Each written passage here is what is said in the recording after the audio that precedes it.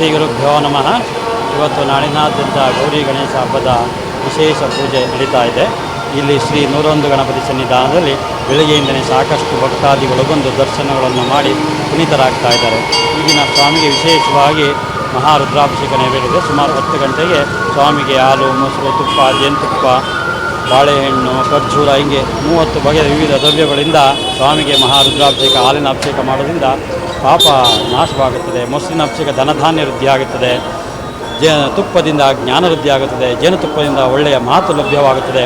ಕಲ್ಚಕ್ರೆಯಿಂದ ಕಲ್ಮಸ, ಹೀಗೆ ಒಂದೊಂದು ದ್ರವ್ಯಗಳನ್ನು ಸ್ವಾಮಿಗೆ ಅರ್ಪಣೆ ಮಾಡೋದ್ರಿಂದ ಇಲ್ಲಿ ಮಾಡಿಸಿರುವ ಭಕ್ತಾದಿಗಳು ಆಯಾ ಫಲಗಳು ಈ ಸನ್ನಿಧಾನದಿಂದ ದೊರೆಯುತ್ತದೆ.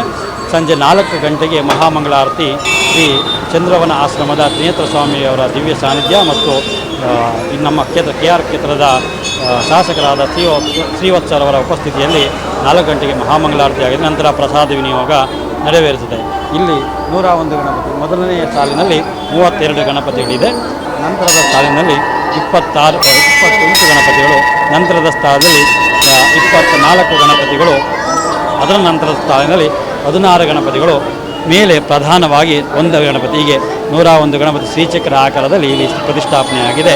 ಮತ್ತು ಪ್ರತಿನಿತ್ಯ ವಿಶೇಷ ಪೂಜೆಗಳು ನೆರವೇರುತ್ತವೆ. ಈ ದಿನ ಸಾಕಷ್ಟು ಭಕ್ತಾದಿಗಳು ಬಂದು ದರ್ಶನವನ್ನು ಮಾಡ್ತಾ ಇದ್ದಾರೆ. ಒಂದೇ ದಿನ 101 ಗಣಪತಿ, ಈಗ ಚೌತಿ ದಿನ ಚಂದ್ರ ದರ್ಶನ ಮಾಡ್ತಾರೆ. ಆ ದೋಷ ನಿವಾರಣೆಗೋಸ್ಕರ ಸಾಕಷ್ಟು ಮಂದಿ ಸಂಜೆ ಬಂದು ದೇವಸ್ಥಾನ ಗಣಪತಿಗೆ ಅಕ್ಷತೆ ಹಾಕಿ ತಮ್ಮ ಮಾಡಿರುವಂಥ ಪಾಪ ಕರ್ಮಗಳನ್ನು ಶಮನ ಮಾಡಿಕೊಳ್ತಾರೆ.